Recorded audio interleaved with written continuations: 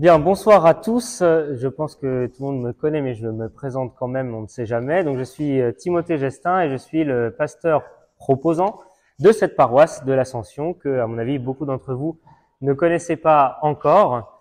Et beaucoup m'ont dit en rentrant, quel beau temple!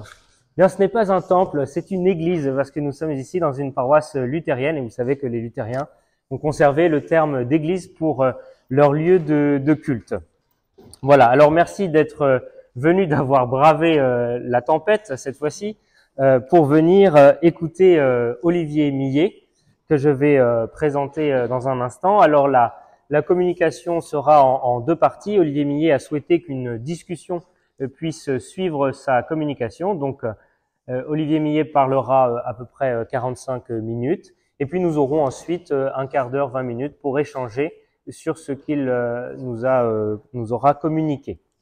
Voilà, alors beaucoup d'entre vous connaissent déjà Olivier Millet, mais je le présente tout de même. Ancien élève de l'École normale supérieure, agrégé de lettres classiques, docteur en littérature française et professeur de littérature française de la Renaissance à l'université Paris-Sorbonne.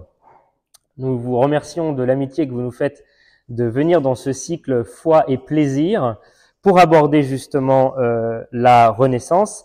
Alors avant d'introduire la séance à proprement dite, parmi tous vos ouvrages, j'ai fait une petite sélection qui pouvait répondre au moment ici. Donc vous êtes spécialiste de Jean Calvin.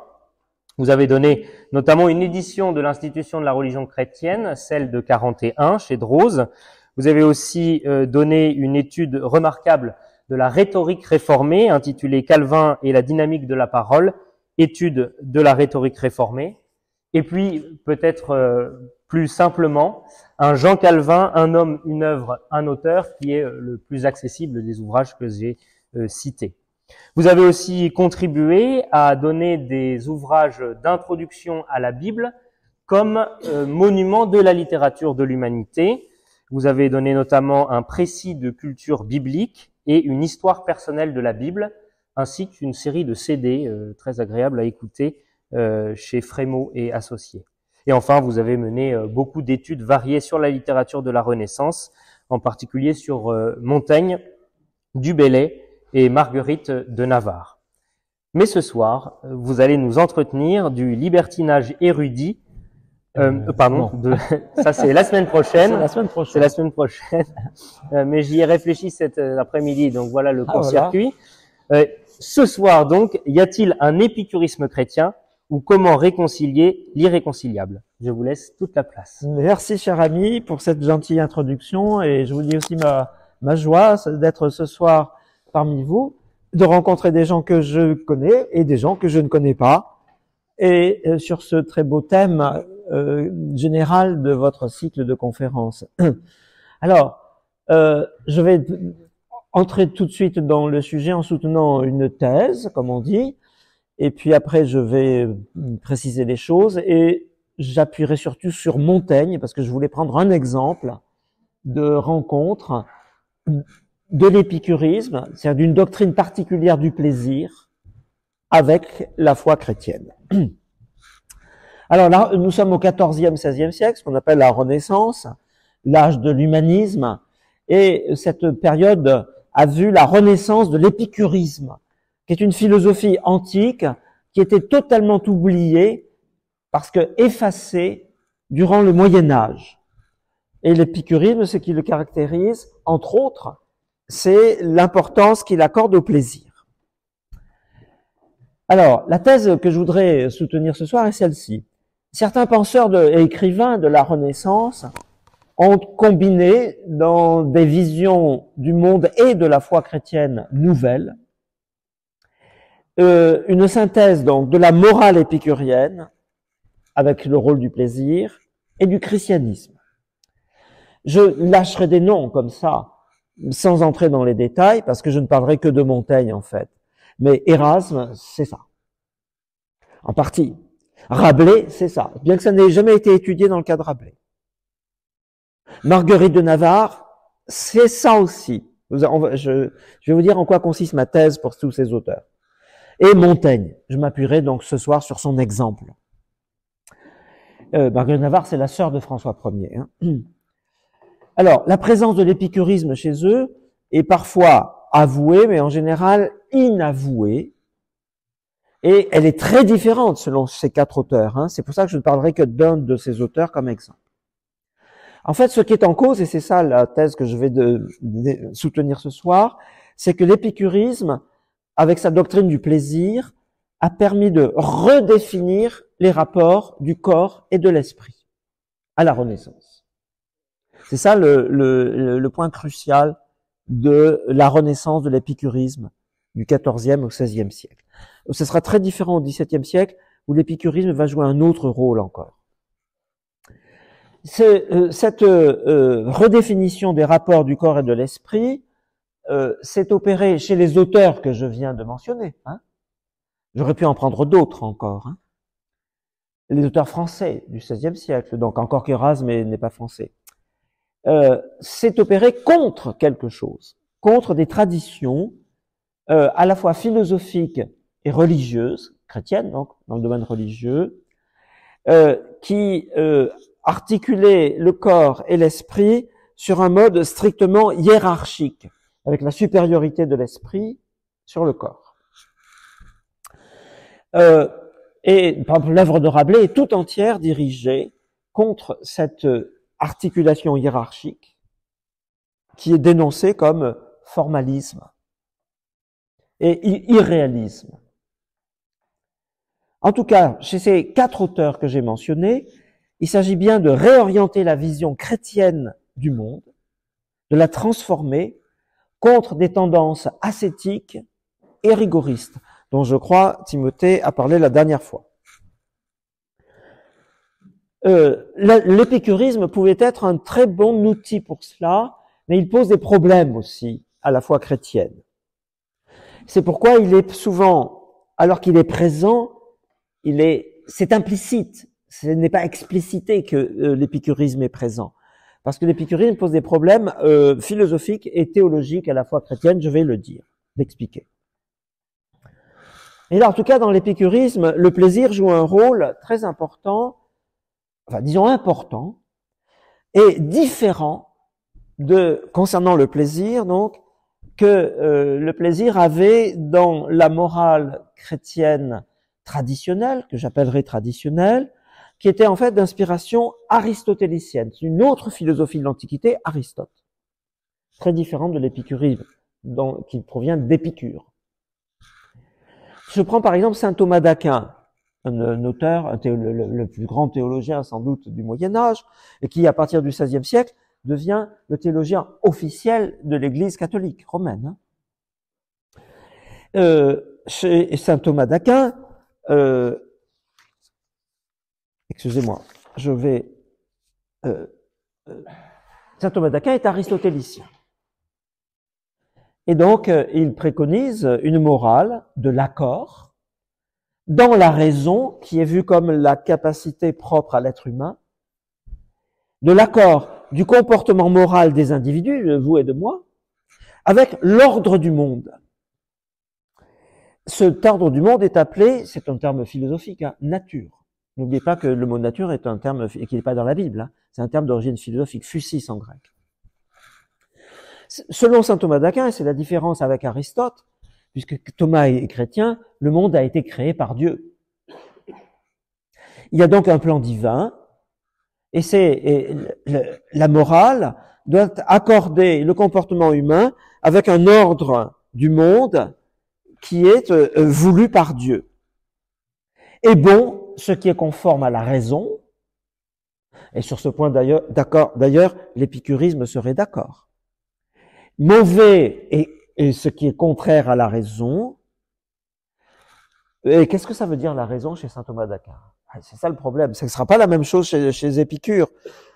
Et, la raison, ça veut dire qu'il faut trouver l'accord entre ce qu'on fait et avec les autres êtres et avec les choses, et ce pourquoi les autres êtres sont faits, ou bien ce pourquoi les choses sont faites. Je prends l'exemple de la sexualité. La sexualité, et ça c'est pas propre à Thomas d'Aquin, ça vient aussi d'Aristote et des philosophies antiques, elle est faite, nous dit Thomas d'Aquin, pour la procréation. Donc, la sexualité est légitime, et donc la seule légitime, ce sera celle qui sera ordonnée à la création. Donc, vous voyez que la morale conforme à et morale, ce qui est conforme à la raison, se définit par un usage des choses, des comportements, disons, qui s'ordonnent à une nature conçue comme un ordre du monde, et un ordre du monde voulu par Dieu, dans le cas de la foi chrétienne. Chez saint Thomas d'Aquin, la tempérance, donc la modération, par exemple, des pulsions sexuelles, vise à stabiliser cet accord de l'individu avec l'ordre du monde. Et avec deux dangers, d'un côté l'insensibilité, les gens qui seraient comme des pierres, des souches, et l'autre danger c'est la débauche. Il y a donc un bon usage des pulsions naturelles. La même raison, puisque on est maintenant en terrain chrétien avec saint Thomas et au Moyen-Âge, va fonctionner aussi pour régler, par exemple, toujours en matière de nourriture ou de sexualité, des abstinences nécessaires qui, elles, sont suscitées non pas par la nature, mais par la règle de la foi et les ordonnances de l'Église. Par exemple, les jeûnes. Alors, je continue sur saint Thomas d'Aquin pour installer le paysage d'où on part à la Renaissance et dans lequel va intervenir Épicure. Dans son aristotélisme, Thomas d'Aquin pense que le plus grand plaisir provient de l'exercice de la plus grande vertu. Oui, parce que ça vient d'Aristote aussi, tout ça. L'exercice des vertus procure du plaisir. Par exemple, les vertus physiques, si vous êtes sportif, vous avez, en exerçant votre corps à courir le marathon, vous allez éprouver du plaisir. Parce que vous exercez des vertus physiques. Et aussi en partie mentale, d'ailleurs. Mais la plus grande vertu, selon saint Thomas d'Aquin, et ça vient d'Aristote, est d'ordre intellectuel. Alors, c'est ma première citation. C'est notre point de départ. Hein. Je la prends chez Aristote et même pas chez saint Thomas d'Aquin, je la prends chez Aristote parce que Thomas d'Aquin pense la même chose. Je lis, Aristote, vous l'avez, hein, en haut de la page 1, « S'il est vrai que le bonheur est l'activité conforme à la vertu, il est de toute évidence que c'est l'activité conforme à la vertu la plus parfaite, c'est-à-dire celle de la partie de l'homme la plus haute, qui procurera le plus grand bonheur. Hein. Qu'il s'agisse de l'esprit, ou de toute autre faculté à quoi semble appartenir de nature l'empire, le commandant, la notion de ce qui est bien et divin, bon, que cette faculté soit divine, elle aussi, ou ce qu'il y a en nous de plus divin, peu importe cela. Hein. C'est l'activité de cette partie de nous-mêmes, activité conforme à sa vertu propre, qui constitue le bonheur parfait. Or, nous avons dit qu'elle est contemplative. Théoria en grec. Ça vient d'Aristote.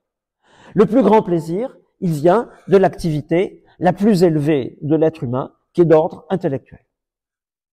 Ou spirituel, si on est dans le domaine religieux avec saint Thomas d'Aquin. Intellectuel et même spirituel, bien sûr. Enfin, toujours dans cette conception traditionnelle, la fonction légitime du plaisir est tout à fait reconnue, mais elle est bien sûr limitée par la raison elle-même.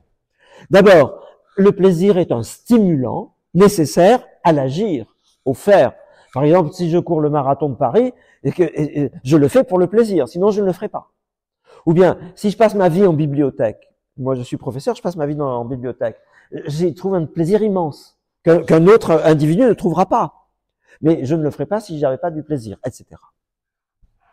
Deuxièmement, le repos de l'âme, car nous sommes fatigués, physiquement et intellectuellement, et les plaisirs permettent d'apporter un repos et du corps et de l'âme. C'est de compenser les peines et les douleurs. Compensation. Et en particulier, c'est un remède même aux nombreuses douleurs et tristesses qui affligent la vie humaine.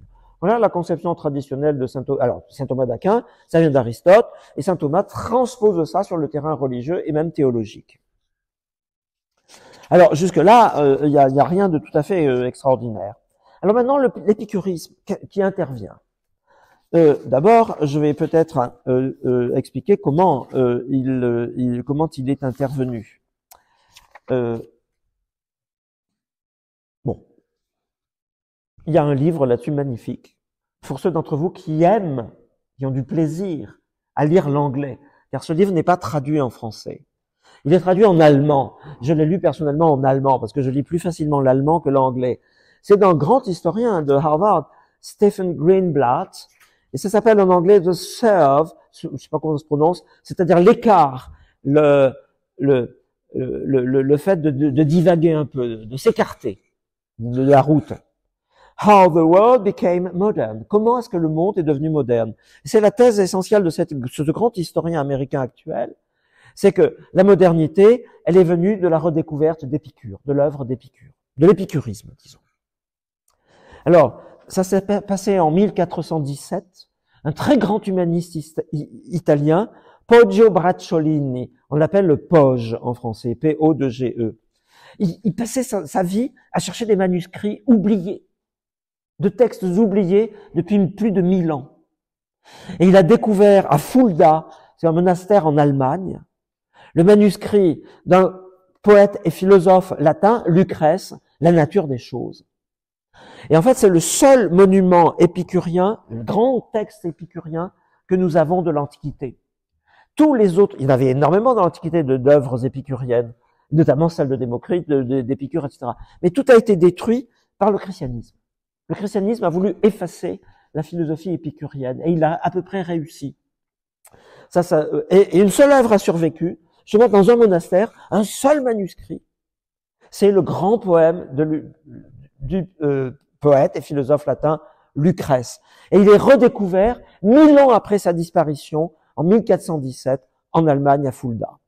Et immédiatement, le Poge le fait copier, il envoie des amis en Italie, et il sera imprimé au début du XVIe siècle en Italie, puis il sera imprimé un peu partout en Europe, mais toujours en latin, c'est un texte sulfureux, hein. Et il va être présenté, annoté, introduit par les grands humanistes de la Renaissance puis du XVIIe siècle, de façon à ce qu'il soit récupérable par le christianisme. Voilà. Alors, je vais présenter un peu cela maintenant. En effet, l'épicurisme est une philosophie matérialiste, totalement matérialiste. Je développerai ce point dans 5 minutes. Et dans l'épicurisme, le bonheur, qui repose sur bien sûr, en partie sur le plaisir, pas totalement, mais en partie sur le plaisir, provient aussi de l'exercice de la raison. Mais la raison dans l'épicurisme consiste à éliminer toute perspective métaphysique et religieuse sur le monde, car c'est un pur matérialisme. Il s'agit d'envisager, déjà dans l'Antiquité païenne, donc, hein, avec Épicure, puis avec Lucrèce, dans le poème de Lucrèce, il s'agit d'envisager la morale indépendamment de la religion. De ce que Thomas, en fait, saint Thomas d'Aquin appelle l'ordre des choses. Dans la perspective chrétienne, c'est l'ordre des choses créé et conduit par la providence divine.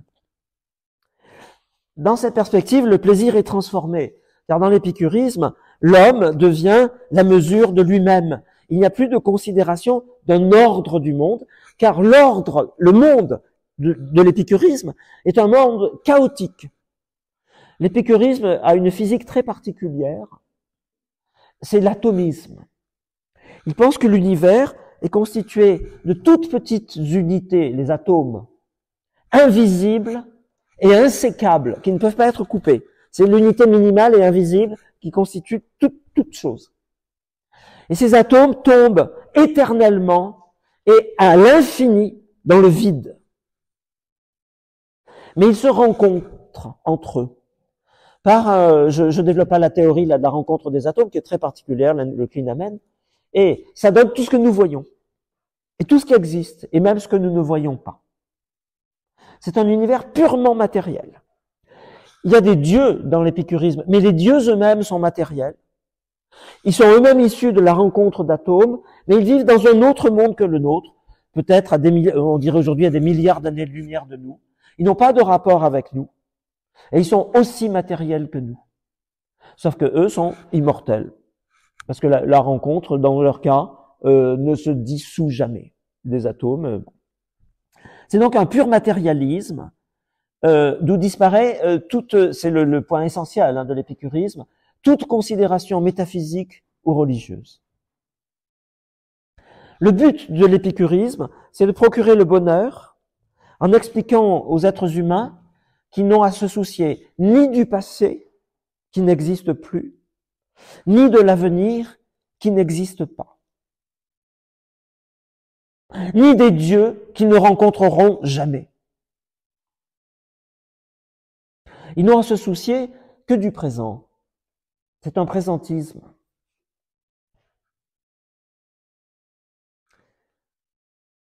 Alors, cette physique était inacceptable dans la perspective chrétienne, qui est celle d'un ordre du monde créé et conduit par Dieu.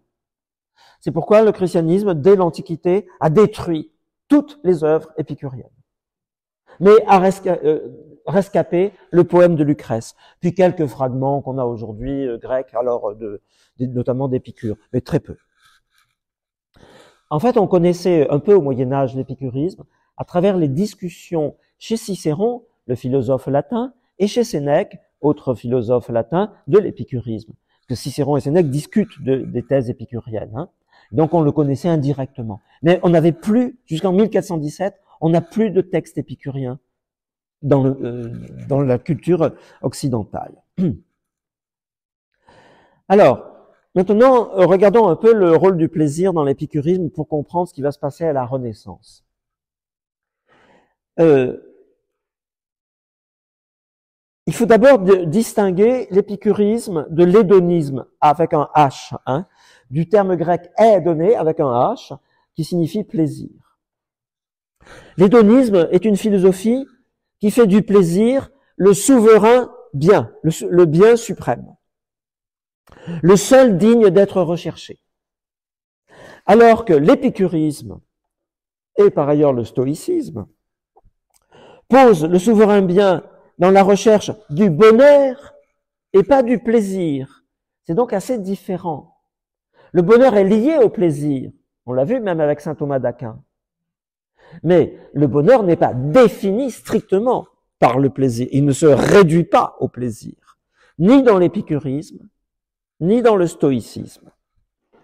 La doctrine hédoniste, qui est une doctrine donc du plaisir, elle, est attribuée à un certain Aristippe, un philosophe grec donc. Et Montaigne l'exclut comme tout à fait vaine. Alors c'est Montaigne, les essais, citation 1, je lis. Moi, là c'est Montaigne qui parle, hein, qui ne manie que terre à terre. C'est-à-dire que moi je n'opère qu'au niveau des pâquerettes. Je hais cette inhumaine sapience, c'est-à-dire sagesse, qui nous veut rendre dédaigneux et ennemis de la culture du corps. Voilà la position de Montaigne. C'est une culture du corps. Bon.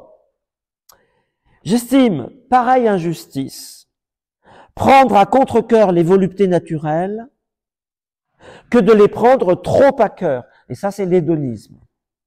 Prendre le plaisir trop à cœur. Lui accorder trop d'importance. Alors maintenant, il va donner un exemple. Xerxès, vous savez, c'est l'empereur perse. Xerxès était un fat, un imbécile, qui, enveloppé en toutes les voluptés humaines, allait proposer prix, c'est-à-dire récompense, à qui lui en trouverait d'autres. C'est le monde actuel, hein, c'est la société de consommation. Toujours inventer de nouvelles sources du plaisir. Mais non guère moins fat, c'est-à-dire imbécile, et celui qui retranche celles que nature lui a trouvées. Il ne les faut ni suivre, ni fuir. C'est les plaisirs, hein. Il les faut, les voluptés, c'est-à-dire les plaisirs, il les faut recevoir. Voilà la position de Montaigne, et voilà l'épicurisme de Montaigne. Alors, plus précisément, je les reçois un peu grassement, c'est-à-dire, vous voyez, très volontiers, et gracieusement. Alors là, c'est important, gracieusement, c'est-à-dire avec plaisir, avec plaisir, mais aussi peut-être de manière à rendre grâce. Vous voyez, pointer de son nez le christianisme, là, peut-être. Et me laisse plus volontiers aller vers la pente naturelle. Voilà l'épicurisme de Montaigne. C'est ça que je vais commenter ce soir. C'est en définissant, on le voit dans ce passage, la culture du corps, expression que Montaigne invente, qui n'existait pas dans l'Antiquité grecque, ni latine, ni au Moyen-Âge. C'est Montaigne qui invente cette expression. Une culture, au sens fort de culture, au sens actuel, hein, ministère de la culture, du corps. qu'il rejette l'hédonisme, chercher les plaisirs pour les plaisirs, que ça cesse, la société de consommation, mais qui rejette aussi l'ascétisme, le rigorisme, ce qui chasse les plaisirs. Et le moment épicurien consiste pour Montaigne à se laisser aller volontiers vers la pente naturelle. C'est contrôlé, mais on se laisse aller. Vous savez, c'est comme en ski, ski de pente ou ski de alpin, c'est contrôlé, mais on descend la pente. Voilà. Ce propos scandalisera au XVIIe siècle Pascal. L'horreur de la pente naturelle, qui est peut-être propre au christianisme, cette horreur. Chez Thomas d'Aquin, il est aussi question de la nature, on l'a vu, mais c'est pas la même. Chez Thomas d'Aquin, qui est aristotélicien, la nature, c'est ce qu'on contrôle, c'est ce que l'être humain contrôle. Chez Montaigne, la nature, c'est ce à quoi on se laisse un peu aller tout en contrôlant les choses. Ski alpin, ski de fond, mais surtout pas le marathon épuisant et purement ascétique. Donc, vous voyez, j'emploie exprès des images sportives. Alors, maintenant, après, de temps en temps, je fais des petites bulles en marge. Après la découverte du texte de Lucrèce par le Poge, un autre très grand humaniste, très très grand, Lorenzo Valla, V-A-2-L-A, dans la première moitié du XVe siècle, juste après le Poge et la découverte du Poge, juste après, avait théorisé, rethéorisé dans une perspective chrétienne, le principe du plaisir. Dans un traité qui s'appelle Du vrai plaisir, De Vera Voluptate, construit en 3 parties, je le citerai à la fin seulement de mon exposé Valla, pour éclairer Montaigne. Dans la première partie, un penseur stoïcien explique que la nature est quelque chose de lamentable, qui fait souffrir, qui est tourné vers le vice. Il dit pas le péché, parce que c'est une conception philosophique et pas religieuse, mais tourné vers le vice, ça fait souffrir. Il faut contrôler ça. L'homme est mauvais, et tout ce qu'il peut faire de bien, c'est contrôlé par la raison cet univers mauvais et cette condition mauvaise qui est la sienne. Les vices l'emportent sur les vertus, et la vraie philosophie consiste à essayer de contrôler tout ça chez soi et chez les autres. Une conception très pessimiste. La deuxième partie, au contraire, c'est un épicurien qui parle. En fait, c'est pas un épicurien, c'est un hédoniste. Enfin, bon. Il dit qu'il est épicurien. Et celui qui parle, dans la deuxième partie, explique que c'est absolument faux, que la vie est quelque chose de merveilleux, rempli de plaisir, et que la vraie vie consiste à jouir de tout ce qui s'offre à nous, de tous les plaisirs qui s'offrent à nous dans tous les ordres possibles, aussi bien esthétiques que sensuels, que intellectuels, qu'artistiques, tous les ordres. Et il explique que l'erreur du premier philosophe qui a parlé, qui est stoïcien, c'est qu'il place le souverain bien dans la vertu, avec l'idée que la vertu, c'est ce qu'on cultive de manière désintéressée. C'est la définition depuis l'Antiquité du bien, ce qu'on appelle en latin honestum. La vertu cultive le bien, honestum en latin, l'honnête, de manière désintéressée. C'est-à-dire que le vrai bien, il vaut pour lui-même. Et le picurien, contre cette conception, dit, mais pas du tout. Il dit, si je cultive le bien, c'est pour mon plaisir. Conception épicurienne, même peut-être hédoniste, de la vertu. Si je cultive l'honnête, le bien, c'est parce que j'en tire un bénéfice. Si je suis fidèle à ma femme, c'est parce que j'en tire un bénéfice. Si je suis bon citoyen, c'est parce que j'en tire un bénéfice. Partout, je ne cherche que le plaisir. Et même les comportements les plus moraux sont des comportements qui proviennent chez l'individu de sa quête du plaisir. Et c'est une très bonne chose, parce que la nature est faite comme ça. C'est presque une démystification de toutes les philosophies antiques de type idéaliste ou intellectualiste. Et dans la troisième partie de ce traité, Lorenzo Valla fait parler encore un autre personnage qui va vous le dire, le stoïcien se trompe. Mais l'épicurien se trompe aussi. L'épicurien dont on a vu qu'il est plutôt un hédoniste chez Valla. Il dit en fait, l'épicurien a raison quand il fait du plaisir le principe de toute chose. Ça oui. Mais le vrai plaisir, le plaisir suprême, il est dans l'exercice de la vertu et des vertus les plus élevées, pas seulement les vertus cardinales, vous savez, les 4 vertus cardinales, la force, la tempérance, la justice, etc., mais aussi dans la culture des 3 vertus théologales de saint Paul, la foi, l'espérance et la charité. Et le bien suprême, nous le trouverons là où ces réalités cultivées par les vertus théologales se trouvent, dans le paradis chrétien. C'est donc une sorte de synthèse de l'épicurisme qui fait du plaisir le principe essentiel de la vie morale et de la foi chrétienne, dans sa dimension créationnelle, providentielle et métaphysique, avec le paradis au bout, qui sera le lieu de la volupté suprême, qu'on peut déjà goûter ici-bas en cultivant les 4 vertus cardinales et les 3 vertus théologales. Voilà le traité de Valla. Alors, la révolution chez Valla, c'est que il introduit la notion de plaisir au cœur du christianisme. Le reste, il n'y touche pas. Mais il introduit la notion de plaisir au cœur du christianisme.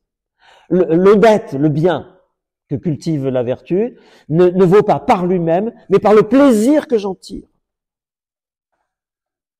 Alors maintenant, je reviens à Montaigne, car tout cela constitue le paysage dans lequel Montaigne évolue et dont nous avons lu la première citation. Maintenant, citation numéro 2. Notre bien-être et notre bonheur, ce n'est que la privation d'être mal. C'est-à-dire que le bonheur consiste dans l'absence du malheur. Et notamment le plaisir dans l'absence donc de la souffrance. Voilà pourquoi la secte de philosophie qui a le plus fait valoir la volupté, ça c'est l'épicurisme, et peut-être dans sa version hédoniste. Encore l'a-t-elle rangée à la seule indolence. Alors attention, indolence, c'est une doctrine épicurienne, c'est comme ça que Montaigne traduit, c'est l'absence de passion et de trouble. Donc le vrai bonheur consiste, comme il consiste dans l'absence de la peine, le vrai bonheur on va le chercher dans l'absence, en écartant de nous tout ce qui peut nous provoquer de mauvaises idées, des idées noires, nous susciter de la souffrance physique ou de la peine morale. Et l'épicurisme appelle ça l'indolence. C'est le terme que Montaigne emploie en français, en grec et en latin, ataraxie. A-T-A-R-A-X-I-E, ataraxie, que Montaigne traduit par indolence. C'est-à-dire l'absence de souffrance. Indolence, dolere veut dire souffrir en latin. Indolence, c'est l'absence de souffrance. Doctrine épicurienne, le bonheur consiste dans l'ataraxie. Le n'avoir point de mal, c'est le plus avoir de bien que l'homme puisse espérer. C'est typiquement une thèse épicurienne, ça. Le bien et le plaisir consistent dans l'absence du mal et de la souffrance. Le bonheur ne peut être atteint, selon l'épicurisme, que dans l'ataraxie, c'est-à-dire il s'agit d'écarter les passions qui, en nous troublant, nous font en fait mal. C'est distinct de l'apatheia. L'apatheia, c'est le stoïcisme, c'est une toute autre doctrine. Apatheia, c'est l'idéal moral stoïcien. Ça veut dire l'absence de pathos, c'est-à-dire de souffrance, là aussi. Mais c'est l'absence de toute émotion. Alors que dans l'épicurisme, on ne va pas chasser toutes les émotions. L'ataraxie ne chasse pas toutes les émotions. Elle ne chasse que les émotions qui font mal.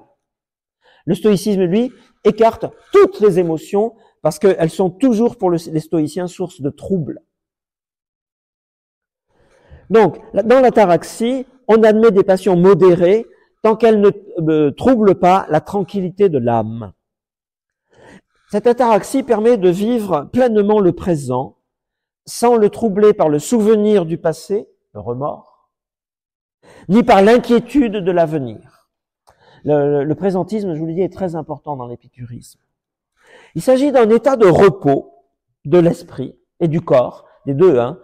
C'est là-dessus que je vais insister ce soir, sur la combinaison du corps et de l'esprit dans l'ataraxie, qui est riche de sensations, de sentiments et de pensées, mais seulement les sensations, les sentiments et les pensées qu'admet l'ataraxie. Alors, Cicéron, qui n'était pas du tout épicurien, mais pas du tout, c'est un philosophe éclectique, dénonçait dans cette ataraxie un état mort et ennuyeux. Ça a donné en français indolence. Remarquez bien, hein, ça vient de Cicéron, cette dénonciation de l'indolence comme état apathique où on est abruti, quoi. Mais c'était un contresens sur l'épicurisme, car dans l'épicurisme, l'indolence, d'abord, n'est pas un état dans lequel on peut s'installer. C'est un état court et passager qu'on arrive à atteindre quand on arrive à faire disparaître les maux et les peines. Et cet état court et passager repose sur la santé. Je vois qu'il y a des médecins dans l'assistance, et je vais parler de médecine, et vise la santé. Alors, Montaigne 3. Je rappelle que la médecine est un thème absolument essentiel des essais de Montaigne. Hein. Car ce même chatouillement et aiguisement, c'est-à-dire excitation, on dirait aujourd'hui, hein, qui se rencontre en certains plaisirs, et semble nous enlever au-dessus de la santé simple et de l'indolence. Indolence et ataraxie. Hein. Cette volupté active, mouvante, et je ne sais comment, cuisante et mordante, celle-là même ne vise qu'à l'indolence, comme à son but. C'est-à-dire que même les plaisirs que l'épicurisme rejette, hein, qui excitent trop. Vous voyez, aller en haut du Mont Blanc et se faire la descente totale du Mont Blanc en ski alpin au risque de sa vie. Voilà. Ça, c'est pas bon, ça. Pour l'épicurisme, c'est pas bon du tout, ça. Hein. Bon. Eh bien, en fait, Montaigne nous dit, même quand on cherche ça, ce qu'on cherche, c'est pas l'excitation, c'est le repos final qu'on aura, la satisfaction d'avoir accompli peut-être l'exploit.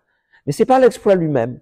La physique actuelle et la médecine actuelle le dément ça. Vous savez, on sait bien que les poussées d'adrénaline sont recherchées pour elles-mêmes. L'appétit qui nous ravit à l'accointance des femmes, c'est-à-dire l'instinct sexuel, il ne cherche qu'à chasser la peine que nous apporte le désir ardent et furieux, le désir sexuel. Et ne demande qu'à l'assouvir et se loger en repos et en l'exemption, c'est l'absence de cette fièvre. Donc, vous voyez, tous les plaisirs vifs, les plus vifs, en fait, ne visent qu'une chose, c'est le repos. Et donc, autant viser tout de suite le repos, plutôt que de satisfaire tous les désirs. Ainsi des autres.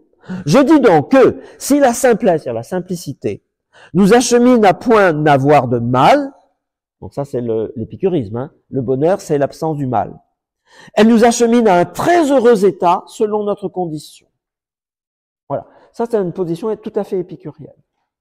Si, alors si veut dire ici pourtant ne la faut-il point imaginer si plombée qu'elle soit du tout sans goût.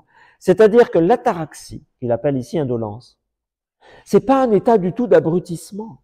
Ce repos, c'est pas un état mort et ennuyeux, il a du goût. Du goût. C'est absolument essentiel, hein, cette remarque.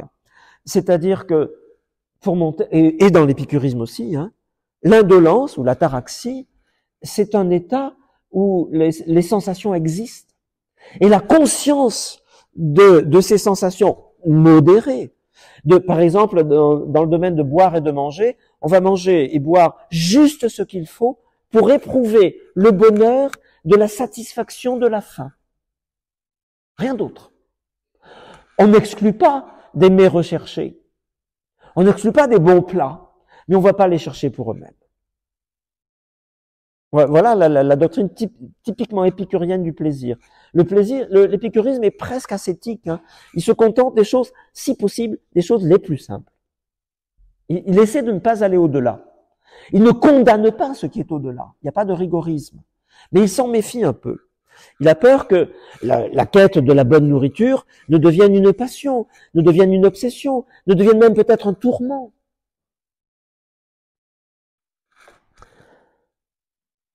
Mais il y a du goût dans cet état-là. Hein, il y a de la vie, il y a des sensations. On peut en jouir de cet état-là. Voilà. Ça n'est pas sans goût.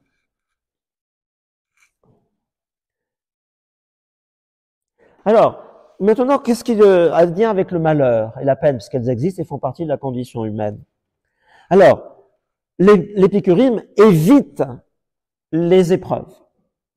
C'est pourquoi d'ailleurs l'épicurisme recommande à ses membres, c'est une secte hein, qui vivait en société, en compagnie d'amis hein, qui partageaient la même philosophie, recommande à ses membres de se retirer de la vie sociale et politique, source de passion, donc de malheur. Mais évidemment, elle admet qu'on puisse ne pas se retirer, que ça puisse être impossible, qu'il faille remplir des obligations sociales et politiques, mais il y a une mise en garde là contre. Hein, c'est une doctrine qui consiste à reconstruire une société parallèle à celle des êtres passionnés et misérables que sont les citoyens déchirés par les passions politiques. C'est ça l'épicurisme. Dans le fond, c'est quelque chose qui mine la société de l'Antiquité, hein, qui était fondée sur la politique. Pourquoi est-ce que je parlais de ça? Je ne sais plus. Et oui, voilà. Donc les malheurs et les peines. Les malheurs et les peines. Alors, l'épicurisme dit il faut les éviter. Mais certains, alors que le stoïcisme dit il faut pas les éviter. Le stoïcisme dit il faut les affronter. L'épicurisme dit il faut les éviter. Mais on ne peut pas tous les éviter. Chacun de nous rencontrera du malheur, de la peine et de la douleur. Et dans ce cas-là, la doctrine épicurienne, c'est qu'on peut tirer du plaisir du fait que ni la peine ni la douleur ne peuvent entamer la sagesse du sage. C'est très différent de la position stoïcienne qui dit pas qu'on en tire du plaisir, mais que la raison triomphe de la passion. La raison triomphe de la passion dans le stoïcisme. Je suis torturé par un tyran. Eh bien, le stoïcien vous dit, oui, je suis torturé, je suis en prison, mais mon esprit reste libre. Navalny, aujourd'hui, en Russie, je ne sais pas si c'est le cas. Chez le stoïcien, c'est un peu différent. Chez l'épicurien, c'est un peu différent. Pour l'épicurien, il ne s'agit pas d'une victoire de la raison sur les passions, mais il s'agit de trouver jusque dans les peines et les douleurs des motifs possibles de plaisir. C'est pas du masochisme, hein, c'est pas ça du tout. Mais bon. Alors, ça semble à Montaigne totalement irréaliste, et Montaigne ne croit pas que ce soit possible. C'est la citation 6, mais je la saute parce que Montaigne, qui n'est pas épicurien à 100%, pas du tout, hein, écarte cela.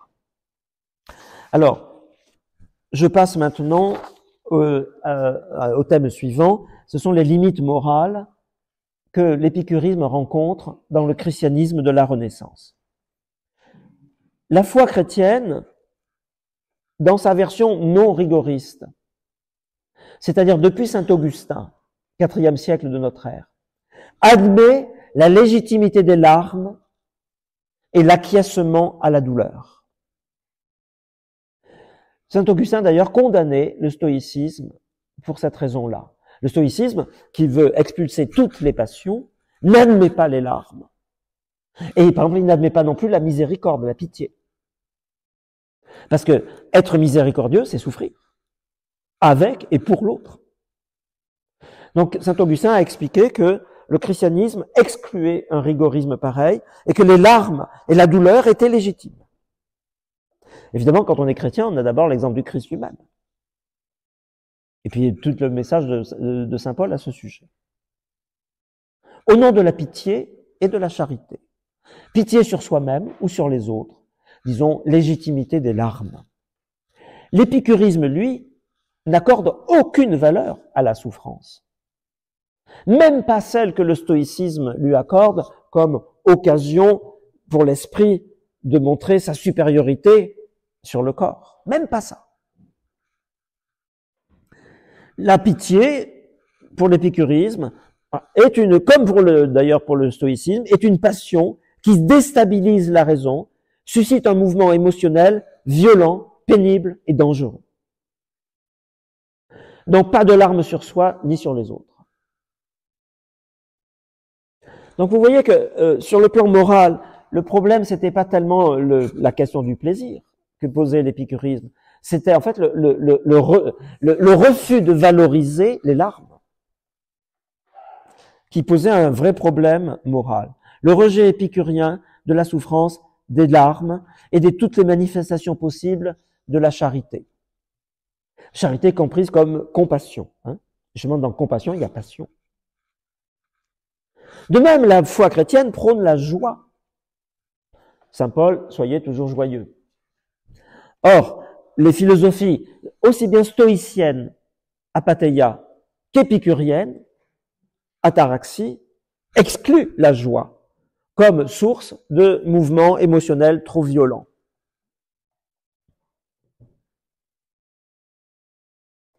Alors, je voudrais maintenant revenir, vous voyez, je passe mon temps à mettre en contrepoint les positions de Montaigne avec celles des philosophies dont je parle, notamment de l'épicurienne. À la citation 7, en bas de la page 1 et en haut de la page 2. Je ne loue point cette indolence, donc ataraxie, qui n'est ni possible ni désirable. Donc Montaigne est un peu sceptique vis-à-vis de l'ataraxie, de l'indolence. Je suis content de n'être pas malade, mais si je le suis, je veux savoir que je le suis. Et si on me cautérise ou incise, n'oubliez pas qu'au XVIe siècle, il y avait quand même très très peu d'anesthésiants. Je le veux sentir. De vrai, qui déracinerait la connaissance, c'est-à-dire la conscience du mal, il extirperait quand et quand, c'est-à-dire en même temps, la connaissance de la volupté. Et enfin, on anéantirait l'homme. C'est là que Montaigne, c'est le moment où il n'est plus épicurien. Il dit, oui, la peine et la souffrance font partie de la condition humaine, et je veux avoir autant conscience du malheur, de la peine et de la souffrance, notamment de la souffrance physique, quand elles sont là, que du bonheur, du plaisir et des voluptés. C'est ça ma condition. Je veux en avoir conscience, connaissance, il dit, ça veut dire conscience ici. Alors, il y a une citation latine, celle de Cicéron, que je traduis. Istudil nolere, ce non-souffrir, cette ataraxie. Non sine magna mercede contingit, elle ne se produit pas à un petit prix, c'est-à-dire elle nous coûterait très cher. Ne pas souffrir, ça nous coûterait très très cher. Quel serait ce prix? Immanitatis in animo. Ce serait celui de la férocité dans l'esprit. Un esprit qui ne souffrirait pas serait en fait un esprit féroce, c'est-à-dire inaccessible à la pitié pour lui-même et pour les autres.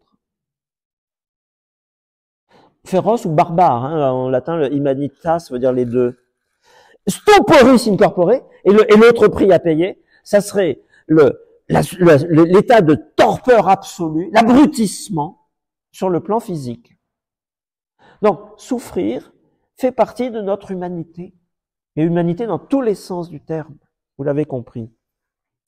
Et Montaigne alors commente, le mal est à l'homme bien à son tour. Ni la douleur ne lui est toujours à fuir, ni la volupté toujours à suivre. Alors là, vous voyez que Montaigne prend cette distance vis-à-vis de l'épicurisme.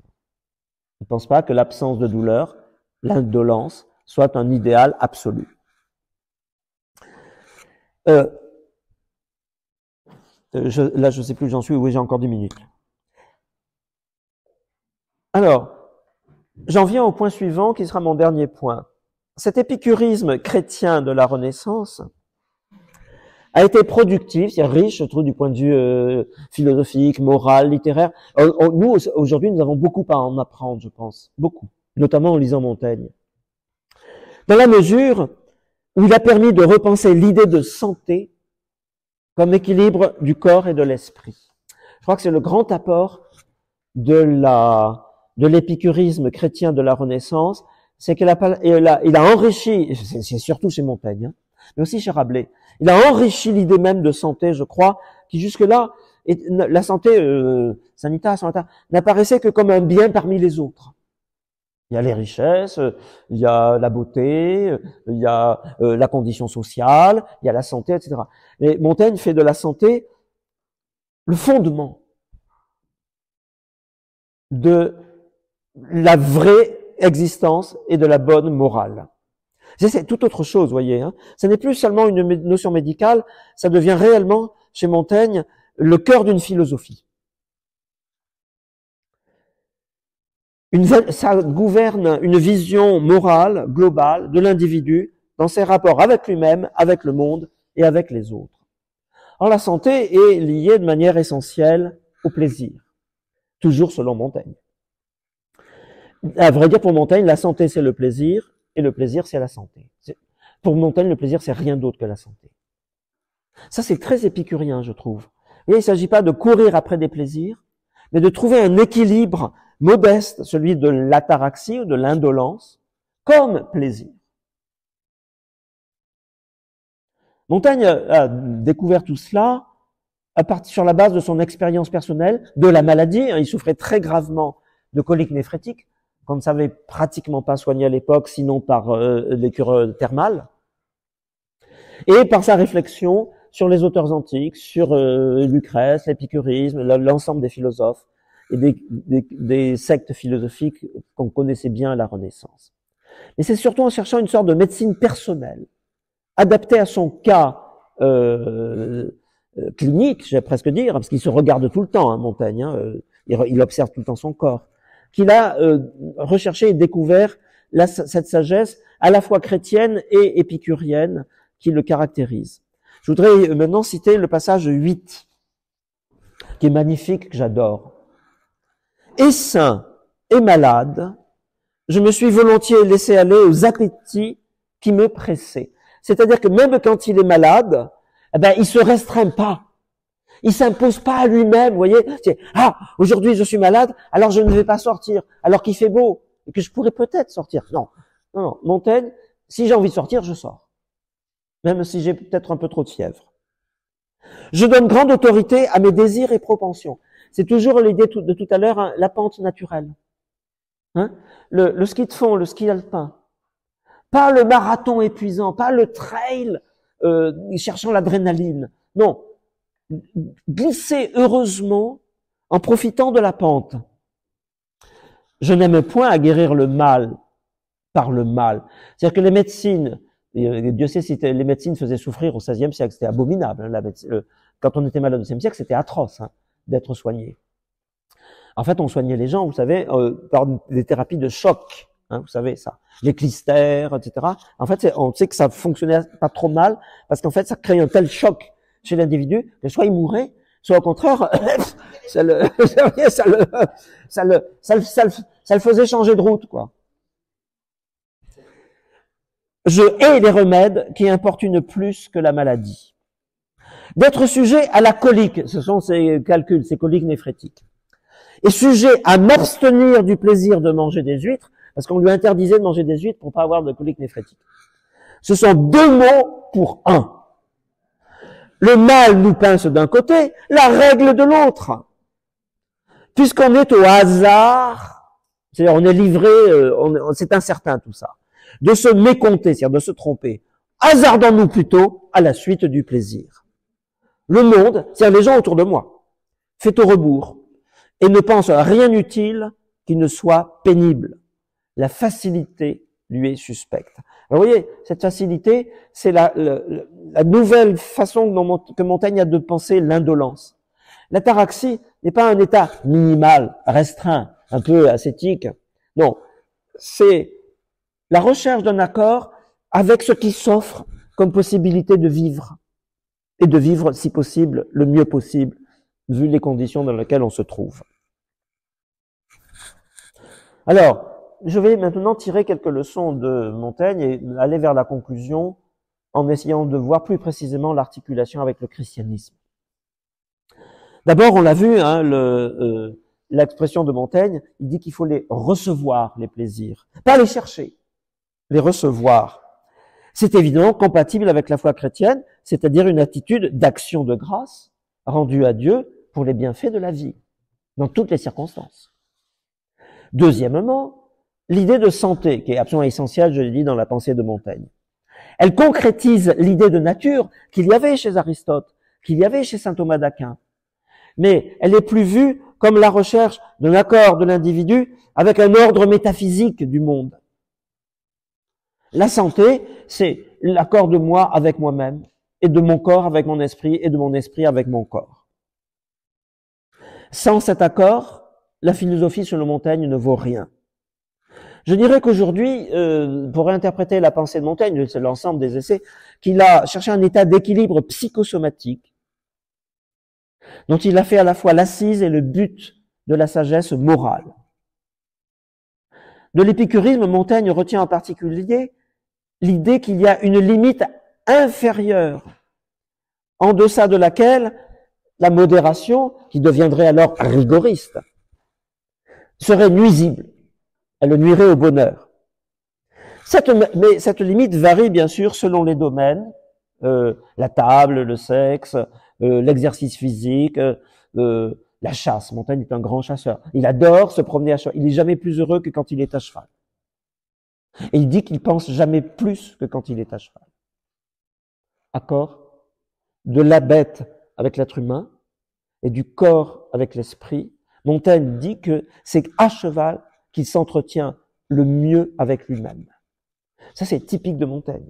C'est le premier être dans l'histoire de l'humanité qui parle de lui de cette façon-là. C'est-à-dire qu'il parle de lui tout court. Donc, selon les domaines et selon les individus, cet état d'équilibre psychosomatique dépend de chaque domaine, des sens ou de la vie, et aussi de chaque individu, de chaque idiosyncrasie, comme on dit en médecine. Je rappelle cependant que Montaigne accorde tout à fait, et par là il est tout à fait chrétien, ou en tout cas catholique en son temps, parce qu'il est catholique, contre les protestants.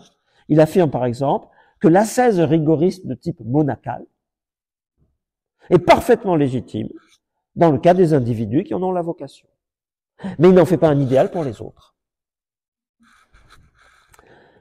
Cette conception que j'appellerais néo-épicurienne du plaisir est sans doute compatible avec la vision biblique de l'être humain, dans la mesure où la Bible contient une dimension de sagesse prônant la jouissance du monde sans illusion. Alors l'épicurisme, c'est une vision du monde qui rejette toutes les illusions. Le passé, l'avenir ne sont que des fantômes. La métaphysique, elle nous hante alors qu'elle n'existe pas, etc., etc. Or, si vous lisez l'Ecclésiaste, c'est le message de l'Ecclésiaste. On s'est même demandé si l'auteur de l'Ecclésiaste n'avait pas connu les philosophies, et notamment l'épicurisme. Mais Jésus aussi est un maître de sagesse. D'autre part, dans les évangiles, le salut est défini en termes de guérison. Mais non, c'est pas la même santé. Car la guérison évangélique comporte une dimension dramatique, un changement soudain, spirituel. L'enjeu du corps, c'est aussi l'enjeu de l'esprit. Et l'enjeu de l'esprit, c'est l'enjeu du corps. Et symbolique. Toute guérison dans l'évangile est offerte en exemple, même à ceux qui ne sont pas malades, au sens physique. Et ça, c'est étranger à l'idée montaignienne de la santé. Ça ne veut pas dire que c'est contradictoire, car Montaigne est un bon chrétien, il affirme qu'il est catholique, et je crois qu'il faut le croire. En tout cas, l'idée montaignienne ou épicurienne de la santé oblige à réviser la morale chrétienne traditionnelle qui inscrivait la morale dans un ordre de la nature. Vous savez que c'est le grand débat actuel du catholicisme. Le catholicisme est en pleine crise actuellement à cause de cela. Depuis l'encyclique de Paul VI sur la contraception, Humanité, 1968, puis avec Jean-Paul II, qui a redéfini la sexualité en disant qu'elle ne devait pas être coupée de la procréation, mais qu'elle avait sa légitimité dans le propre et autonome dans l'ordre de l'amour. Ça, c'était Jean-Paul II. Il y a une encyclique de Jean-Paul II là-dessus. Et évidemment, le pape François a profité de cette porte ouverte pour prôner la bénédiction des couples homosexuels. C'est-à-dire qu'une sexualité totalement détachée de la procréation, il faut le dire quand même. Donc c'est le grand débat qui à la fois agite et peut-être ruine le catholicisme moderne actuel. C'est cette question de l'ordre des choses, d'une morale qui serait définie par rapport à un ordre des choses, la théorie de saint Thomas d'Aquin que j'ai exposée au départ. Alors, pour conclure, je voudrais vous commenter, dans une perspective à la fois épicurienne et chrétienne, une dernière phrase de Montaigne. Vous voyez, c'est Montaigne les Essais, là, vous voyez, après, vous voyez Lorenzo Valla, au milieu de la page 2. Mais juste après, il y a de nouveau Montaigne, puis je reviendrai à Valla pour conclure. Montaigne écrit, il faut ordonner à l'âme, non de se tirer à quartier, c'est-à-dire de s'isoler, de s'entretenir à part, de mépriser et abandonner le corps. Aussi ne le saurait-elle faire que par quelque singerie contrefaite.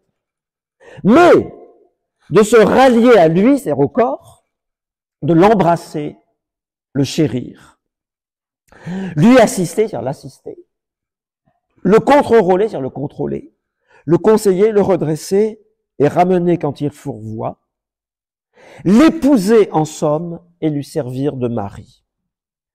L'âme doit être au corps ce que le mari est à la femme. Je me suis posé la question, d'où vient une idée pareille? Elle est montaignienne, mais elle a des sources. Je les ai trouvées en préparant cette communication et je vais faire un article là-dessus, Timothée, car ça n'a pas encore été repéré par les spécialistes de Montaigne. Le premier passage, c'est juste au-dessus, Lorenzo Valla, celui qui a introduit le plaisir comme principe à l'intérieur de la philosophie et de la théologie chrétienne de la Renaissance, Lorenzo Valla. Et on trouve dans son grand traité du plaisir, du vrai plaisir, donc de 1431, dans la traduction que je propose en dessous. Alors ce traité a connu une traduction et une édition par Michel Onfray, vous savez, qui prône partout aujourd'hui dans les médias l'hédonisme en fait, l'hédonisme. Eh bien, Michel Onfray a donné une édition de ce texte de Lorenzo Valla en 2004. Je ne suis pas d'accord avec l'interprétation qu'Onfray donne du texte de Valla. Donc, un extrait de Valla, que dans ma traduction.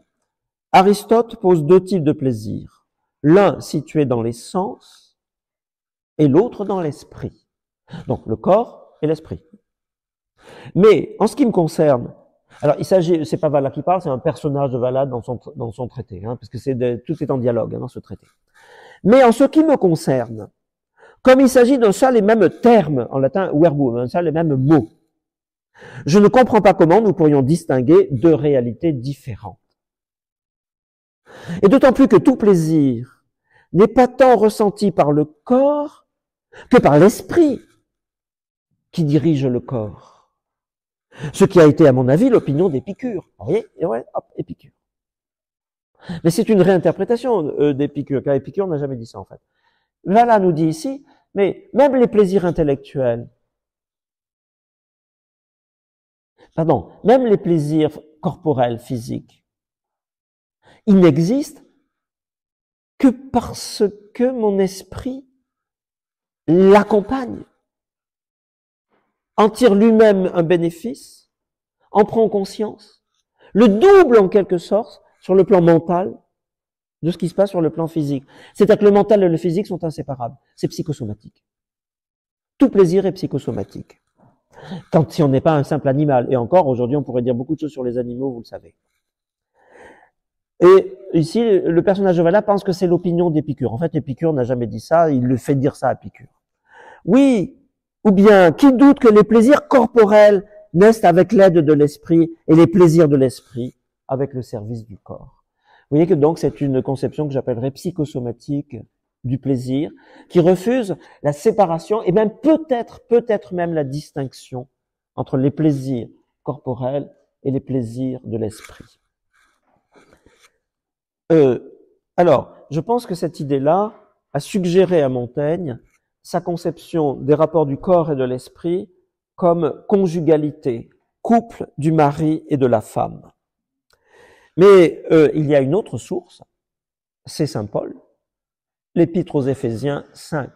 Un texte que Montaigne connaissait certainement par cœur, tout simplement parce que dans le rite catholique, c'est l'épître qu'on lit à tout mariage. Lors de tout mariage, on lit ce texte, que je lis dans la traduction second, je crois. « Femmes, soyez soumises à vos maris comme au Seigneur. Car le mari est le chef de la femme, comme Christ est le chef de l'Église, qui est son corps et dont il est le sauveur. Or, de même que l'Église est soumise à Christ, les femmes aussi doivent l'être à leur mari en toutes choses. Marie, aimez vos femmes, comme Christ a aimé l'Église, et s'est livré lui-même pour elle, afin de la sanctifier par la parole, après l'avoir purifiée par le baptême d'eau, afin de faire paraître devant lui cette Église glorieuse, sans tache ni ride, ni rien de semblable, mais sainte et irrépréhensible. C'est ainsi que les maris doivent aimer leurs femmes comme leur propre corps. Celui qui aime sa femme s'aime lui-même, car jamais personne n'a haï sa propre chair. Mais il la nourrit et en prend soin, comme Christ le fait pour l'Église, parce que nous sommes membres de son corps. C'est pourquoi l'homme quittera son père et sa mère et s'attachera à sa femme, et les deux deviendront une seule chair. Ce mystère est grand. Je dis cela par rapport à Christ et à l'Église. Du reste, que chacun de vous aime sa femme comme lui-même, et que la femme respecte son mari. Alors, Saint Paul réfléchit dans le cadre de la culture antique, où ça se trouve chez Aristote, où d'une part la femme est soumise à l'homme, au mari. C'est pas les rapports des femmes et des hommes en général, c'est le mari et l'épouse qui est en cause chez Saint Paul. Il ne faut pas faire dire à Saint Paul ce qu'il dit pas. Il parle pas ici des hommes et des femmes en général. Il parle uniquement des maris et des épouses. Et cette réflexion, Saint Paul l'inscrit dans le cadre d'une culture traditionnelle, c'est parfaitement explicite chez Aristote, où le mari est le chef de la maison, et toujours dans le même, c'est dans la politique d'Aristote. Et toujours dans le même passage de la politique d'Aristote, il dit que le mari est à la femme ce que l'esprit est au corps. C'est-à-dire qu'Aristote, c'est dans un traité de politique, réfléchit à ce que sont les rapports on dirait aujourd'hui, de subordination sociale. Sociale. Il n'y a aucune nuance. Aristote ne s'intéresse pas aux affects, aux sentiments. C'est pas le sujet. Le sujet, c'est qui dirige la maison. Voilà, c'est tout. C'est ça que traite Aristote quand il parle des hommes et des femmes. C'est dans ce cadre-là que Saint Paul intervient. Et Saint Paul fait tout à fait autre chose, évidemment. Car quand Saint Paul écrit « Femmes, soyez soumises à mes comme au Seigneur », c'est pas le mari qui est le Seigneur, c'est le Christ. Le Christ est le Seigneur des maris comme des épouses. C'est un tout autre modèle, évidemment, qui est christologique, c'est-à-dire théologique. Il y a donc une série de dissymétries que ni Aristote ni Saint Paul ne veulent effacer. Dissymétrie entre les hommes et les femmes. C'est la conception patriarcale de l'époque. Mais dans une symétrie, chez Saint Paul, les deux membres du couple, qui sont absolument égaux, comme soumis au Christ, comme devant être soumis au Seigneur. Il s'agit donc non pas de supprimer, mais de dépasser le modèle hiérarchique, homme, femme, maître, esclave, etc., en le rendant dynamique. Le mari doit être à son épouse ce que l'esprit est au corps, c'est-à-dire ce que le Christ est à l'Église. C'est-à-dire, c'est l'amour réciproque qui fonde le rapport d'inégalité maintenu, mais dépassé. C'est pourquoi d'ailleurs, le mari doit aimer sa femme comme lui-même. Il ne s'agit pas d'aimer l'autre comme inférieur, mais comme soi-même. Remarquez que là, on est en pleine égalité du rapport. S'il s'agit d'aimer sa femme comme soi-même, c'est parce que c'est un rapport d'égalité, évidemment.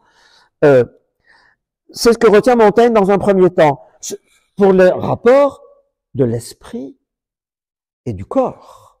Montaigne ne parle pas du mariage, il parle des rapports de l'esprit et du corps, et il parle de la santé. Il faut se rallier, il faut que l'esprit se rallie au corps, l'embrasse, le chérisse. Ça légitime la fonction rectrice de l'esprit, de la raison, si vous voulez, en philosophie. Il s'agit pour l'esprit de conseiller, redresser, ramener le corps quand il se fourvoie, son propre corps. Mais le modèle est conjugal, l'épouser en somme et lui servir de mari. Cela reformule la tradition sociale et morale de la domination de l'homme sur la femme, ou du mari plutôt sur l'épouse, mais aussi de l'esprit sur le corps, selon un modèle, c'est mon interprétation, de collaboration du corps et de l'esprit dans le couple que forment le corps et l'esprit, de même que chez Valla, vous aviez cette idée que j'ai appelée psychosomatique, de collaboration du corps et de l'esprit dans la jouissance des vrais plaisirs, qui sont des plaisirs évidemment simples, c'est-à-dire des plaisirs d'équilibre, et pas de déséquilibre. je conclue là-dessus. J'ai conclu là-dessus pour ouvrir la discussion. Alors, la parole est à vous. Merci beaucoup, Olivier.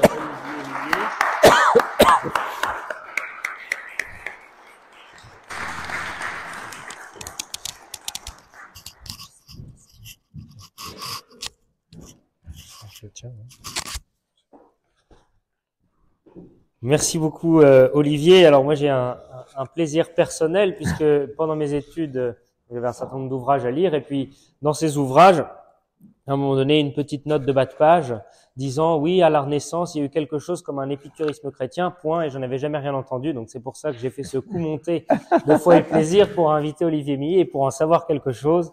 Et je trouve que c'était tout à fait génial.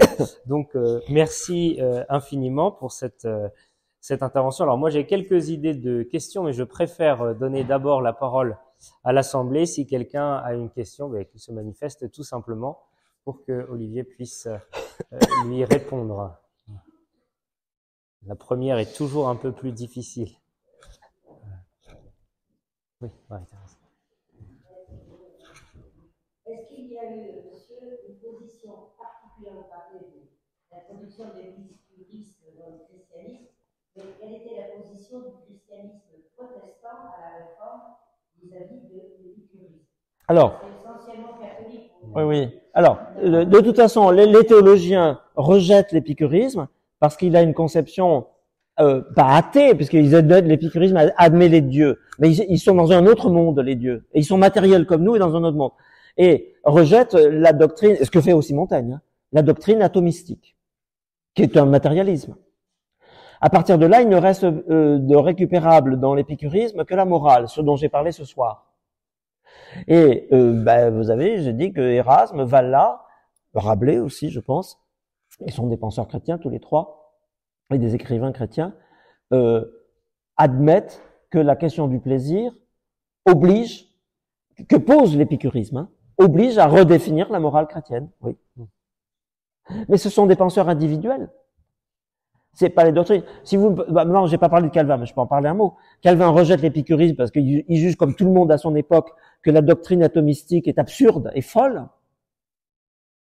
Et puis, sur le plan moral, il l'admet pas, parce que Calvin, c'est un Aristotélicien, comme saint Thomas d'Aquin, c'est un aristotélicien, mais avec un moment stoïcien important chez Calvin. Voilà. C'est une variante, si vous voulez, dans la tradition, mais bon, voilà. Donc, il n'y a pas d'épicurisme chrétien officiel. L'épicurisme chrétien, au XVIe et au XVIIe siècle, est toujours le fait de penseurs un peu particuliers, ou soit très originaux, comme Montaigne, soit même marginaux. Au XVIIe siècle, c'est le cas. Voilà. C'est-à-dire que la conception traditionnelle du monde n'était pas prête à admettre un épicurisme chrétien. Peut-être parce que l'épicurisme est une doctrine élitiste, qui suppose une petite société d'amis qui partagent ses idées et un mode de vie. Mais pour faire marcher toute une société, vous ne pouvez pas utiliser l'épicurisme. Ou plutôt si, notre société actuelle, elle ne marche que comme société, alors pas épicurienne, mais hédoniste. Mais c'est toute la société qui se convertit à l'hédonisme, là. Mais au XVIe et au XVIIe siècle, vous ne pouvez pas faire marcher une société qui ne connaît pas la consommation sur la base d'une philosophie réservée à un petit cercle d'amis. Vous voyez? D'autre part, c'est une société très égalitariste. La société des amis épicuriennes est très égalitariste. Autour de Lucrèce, autour d'Épicure, il y avait des hommes, des femmes. Il y avait aussi quelques femmes dans l'Académie de Platon, mais il n'y en a pas chez Aristote de femmes. Et chez les stoïciens, il n'y en a pas non plus. Donc, il y avait des femmes, il y avait des maîtres, il y avait des esclaves, il y avait des citoyens, il y avait des barbares, cultivés. Mais c'est une mini-société universaliste. Les groupes épicuriens sont des cercles qui rassemblent des adeptes partageant la même conception de la vie. Mais ça ne pouvait pas faire marcher toute la société, c'était pas possible. Et pas davantage au XVIe ni au XVIIe siècle, où il fallait une morale un peu rigoriste pour faire marcher tout le monde, ensemble, du même pas. Vous voyez? C'est la société actuelle, avec son individualisme absolu, qui permet collectivement, qui d'ailleurs invite collectivement à l'hédonisme. Parce qu'on a la technique et l'industrie a permis cela. Voilà. Est-ce que j'ai répondu à votre question? Vous n'avez pas parlé de Luther, mais je suppose que Oh, Luther, le pauvre. Non, mais il s'y intéresse pas. Mais que Calvin non plus. Enfin, il écarte de toute façon à cause de la physique atomistique. C'est quand même un morceau énorme, hein, la physique atomistique, à avaler. C'est énorme. C'était invraisemblable au XVIe, au XVIIe siècle. Encore qu'au XVIIe siècle, il y aura des philosophes qui vont récupérer l'atomisme. Bon. Et essayer de le christianiser. Bon. Voilà. Est-ce qu'il y a une autre question? Bon, moi, j'avais une question, mais qui est la question d'un pasteur un peu rabat-joie. Oui, oui, oui. C'est comment, je vois bien l'intérêt de réintroduire le plaisir dans le christianisme, notamment ce que fait Valla et Montaigne, mais est-ce qu'il y a une répercussion de cette introduction du plaisir au cœur du christianisme sur la notion de péché? Ben, non. Chez Montaigne, la notion de péché est absente. Elle est Oui. complètement absente. Montaigne dit, je suis chrétien, je suis catholique. Il emploie d'ailleurs 2 ou 3 fois le mot péché, mais dans un sens très large de faute, si vous voulez. Mais c'est pas la conception théologique, c'est pas le mot chrétien. Oui. C'est pas la notion chrétienne. La notion de péché est absente chez Montaigne. Effectivement, C'est pour Montaigne, la nature est bonne, avec ses souffrances et ses malheurs, elle est bonne. Et il faut aller se laisser, comme il dit, il faut suivre la pente naturelle. Ça ne veut pas dire se laisser aller au sens péjoratif, hein. Vous avez compris que suivre la pente, c'est très contrôlé. Mais ça, les chrétiens rigoristes, notamment Pascal, seront complètement révoltés par ça. Ils trouvent au XVIIe siècle, ils diront que Montaigne est abominable. Bien sûr. Quant à, vous parliez de qui d'autre? De Valla. Alors, le traité de Valla, lui, pose d'énormes problèmes d'interprétation. Personne n'est d'accord pour interpréter le traité de Valla, qui finit par une apothéose chrétienne faisant du plaisir le principe absolu de la vie morale et spirituelle, et vous disant que tous ces plaisirs se trouveront, culmineront dans l'au-delà métaphysique du paradis. Est-ce qu'il y croit vraiment, Valla, à ça? Il y a des gens qui le mettent en doute, qui pensent que le traité de Valla est une machine de guerre contre le christianisme. C'est ce que pense Michel Onfray. Moi, je pense pas. Je pense que Valla, comme tous les humanistes de la Renaissance, est quelqu'un de très sophistiqué, qui veut amener son lecteur à penser par lui-même. Je pense que c'est plutôt ça. Je pense c'est pas une machine de guerre contre le christianisme, mais je pense que comme Montaigne et comme Rabelais, il s'agit d'amener le lecteur à penser par lui-même et à nouveau frais les problèmes moraux, sociaux et politiques. Voilà. Donc là, moraux. Oui.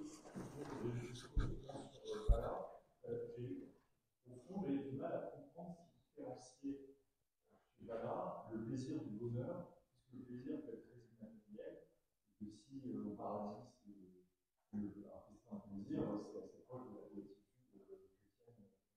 Ah oui, mais il identifie le plaisir absolu au sens épicurien avec la béatitude chrétienne de saint Thomas d'Aquin.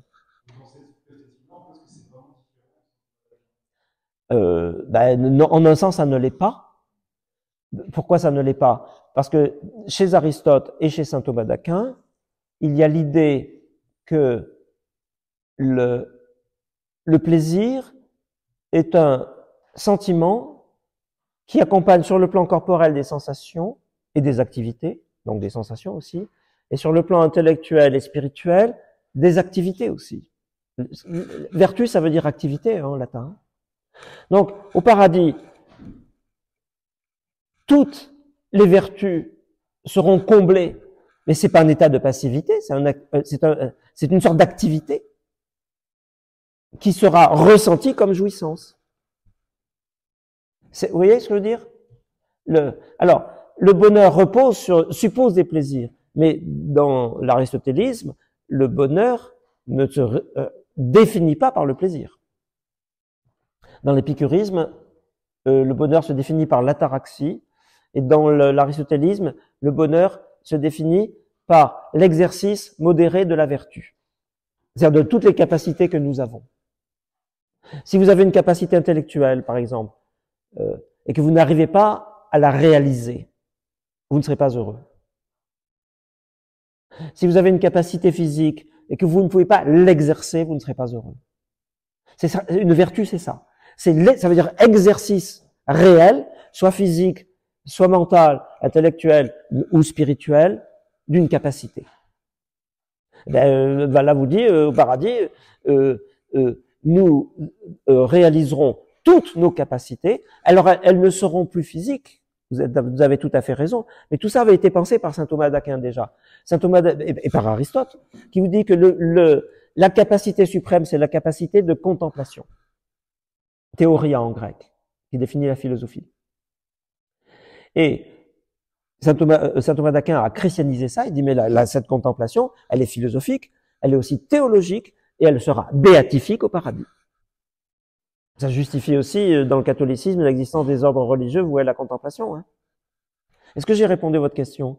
Et cette contemplation, c'est le plaisir suprême et le bonheur suprême en même temps. C'est-à-dire que le plaisir, c'est la conscience qui accompagne. Le plaisir consiste dans la conscience qui accompagne l'exercice d'une activité, d'une vertu. Voilà. Vous voyez? Le bonheur ne se définit pas par le plaisir, mais le bonheur s'appuie sur le plaisir et le suppose. Mais le bonheur ne se réduit pas au plaisir. Est-ce que j'ai répondu à votre question? Voilà. Est-ce qu'il y aurait une dernière question avant de... Alors nous, oui. Peut-être que c'est un peu hédoniste, mais on avait un petit cadeau pour vous quand même, et qu'on a choisi entre foi et plaisir. Ce sont des chocolats, voilà. Ah oui, alors. Alors, je vais essayer d'atteindre avec les chocolats un état si possible d'indolence. C'est-à-dire que j'en ai déjà beaucoup mangé à Noël pour le jour de l'an et pour mon anniversaire 2 jours après. Mais je ne suis pas malade. Donc je n'ai pas atteint la limite inférieure, vous voyez, que le rigorisme vient d'imposer, et je pense que je vais en profiter. Bon, très bien. Je laisse Simon Viblet nous donner rendez-vous pour la semaine prochaine, et avant ça, je pense qu'on peut applaudir Olivier Millet et le remercier chaleureusement.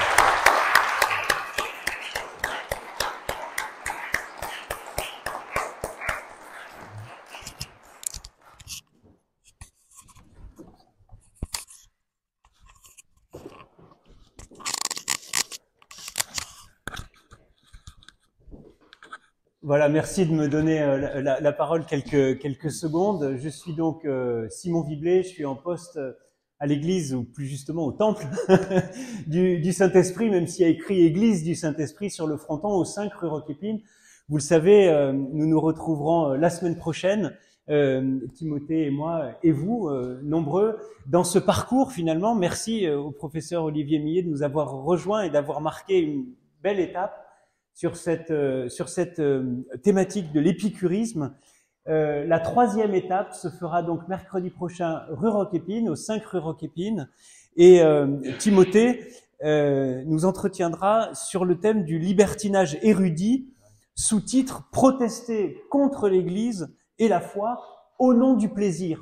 Vous voyez comment au cours de ce cycle, foi et raison l'année dernière, foi et plaisir cette année, nous nous laissons interroger par la philosophie pour mieux réfléchir au fond à qui nous sommes. L'idée étant de réfléchir à la pertinence de la foi chrétienne. Et pour réfléchir à cette pertinence, il est nécessaire de nous déplacer physiquement, comme nous le faisons mercredi après mercredi, mais nous déplacer aussi en étant attentifs à différentes disciplines. L'histoire, la littérature, la philosophie et la théologie. Donc rendez-vous mercredi prochain. Timothée et moi, nous vous donnons déjà rendez-vous. Il n'est pas trop tard pour faire connaître le cycle autour de vous, puisque vous l'avez senti ce soir, chaque séance peut être vécue comme indépendante. Néanmoins, il y a une cohérence et nous vous encourageons nombreux à revenir et à faire connaître ce cycle foi et plaisir autour de vous. Merci à la paroisse de l'Ascension. Merci aux paroisses des Billettes et à l'Église protestante, à la paroisse réformée du Saint-Esprit pour cette heureuse et juste collaboration. Bonsoir.